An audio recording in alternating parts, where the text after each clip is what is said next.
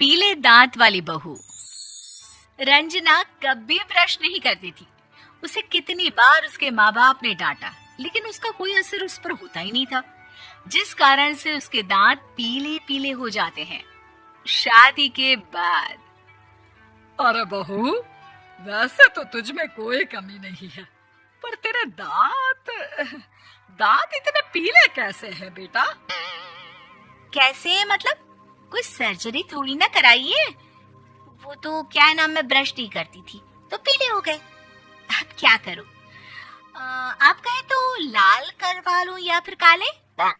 यार ये क्या है, क्यों माँ से लड़ रही हो? लड़ रही हूँ? अरे मैं लड़ रही हूँ या ये बोल रही है कि दांत पीले हैं, पीले। अरे तपस्या थोड़ी ना की है इन्हें पीले करने के लिए। बकायदा ब्रश नहीं किया है 20 साल तक, तब जाकर। छी, कैसी बात कर रही हो? ये उस वक्त तो पीले नहीं थे जब हम लोग तुम्हें देखने आए थे। अरे तब साफ करवा लिया होगा डेंटिस्ट के पास जाकर। अब देखो कैसे पीले पीले लग रहे हैं। रंजना सास की तरफ गुस्से से देखती है। फिर शुरू हो गई पीले पीले पीले। अरे पीले तो तब भी थे जब मेरे हाथ का रसगुल्ला उड़ा उड़ा कर खा रही थी और बोल रही थी, लड़की नहीं गुणों का खजाना दे रहे भाई साहब आप। खैर, अब वो लोग करते भी तो क्या करते, पीले दांत वाली बहू पल्ले पड़ी थी तो झेलना तो था ही। एक दिन कीर्तन में रंजना गाना गा रही थी। अरे कमला बहन, माँ का द्वार है, यहाँ तो सब शुद्ध होकर आते हैं, फिर अपनी बहू को ब्रश भी नहीं करवाती तुम। दूर से पीले पीले दांत भक्ति में बाधा उत्पन्न कर रहे हैं। अरे कोई 2 साल के बच्ची थोड़ी ना लेकर आई हूँ मैं बहू बनाकर। अच्छी खासी लड़की है, अरे कैसे करवाऊं ब्रश? ये तो उसे खुद करना चाहिए ना। अब माँ बाप तो इसके जैसे तैसे निपटा दिए, ये नहीं सोचा कि सास कैसे संभालेगी। सास बहू को लेकर घर आ जाती है, लेकिन सोच लेती है कि अब इसे लेकर कहीं नहीं जाएगी। अगले रोज बहू कहती है, अरे क्या हो गया, मंदिर नहीं जाना क्या? कीर्तन का वक्त हो रहा है। मेरी मधुर वाणी से कान्हा जी जागते हैं और सोते हैं। आप तो जानती है ना उनकी भक्ति में कितना मन लगता है मेरा। वो क्या है ना, तबीयत ठीक नहीं लग रही है मेरी, आराम करूंगी मैं। तबीयत ठीक नहीं लग रही? अभी तो मिथुन के गाने पर नाच रही थी आप, और अब बोल रही है कि तबीयत ठीक नहीं लग रही। अरे भक्ति में मन लगा लो सासू माँ, ऊपर जाना है, क्या मुंह दिखाओगी आप? हाँ? सास को बहू की बात पर गुस्सा आ जाता है। मैं क्या मुंह दिखाऊंगी, इसकी चिंता तो ना कर, समझी?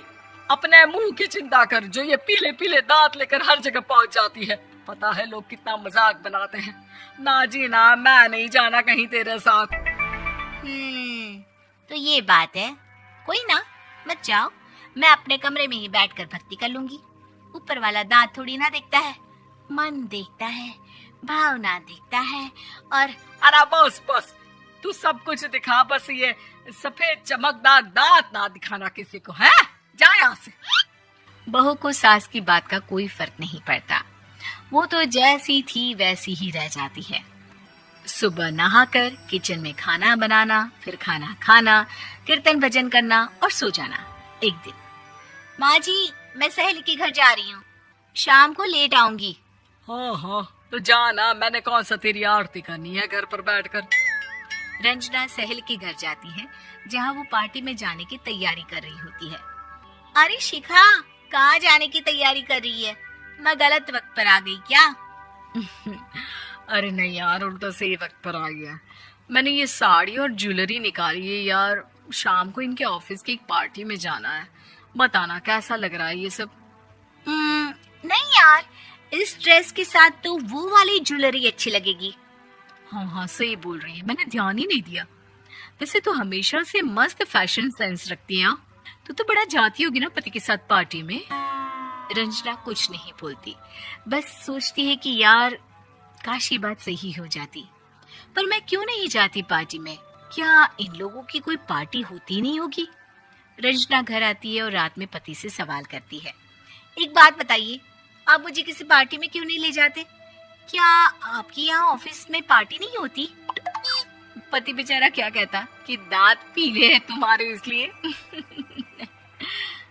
अरे कोई पार्टी होती नहीं हम लोगों के ऑफिस में, तो कहाँ से लेकर जाऊं? और मार्केट, मॉल, कहीं वीकेंड घूमना, कहीं तो।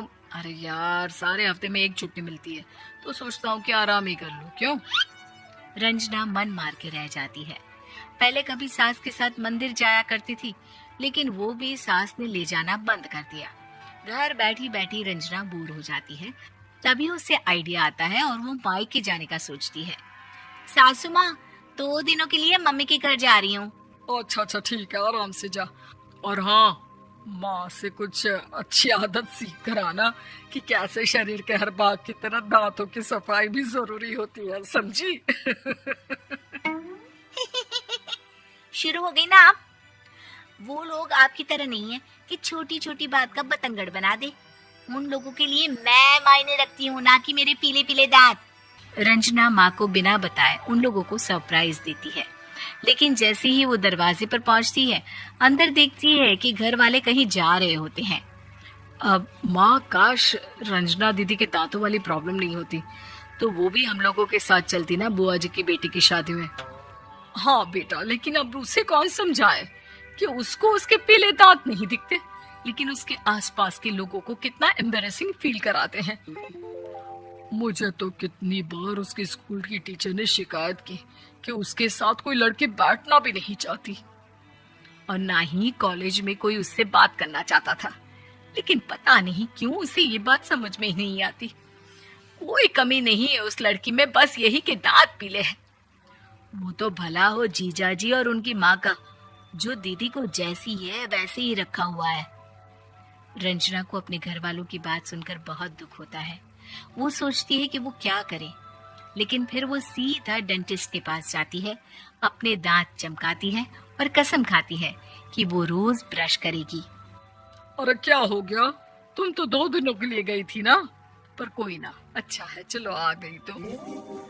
रंजना सास के सामने आकर खड़ी हो जाती है और पूरी स्माइल करती है, उसके चमकदार दांतों को दिखाती हुई। हैं?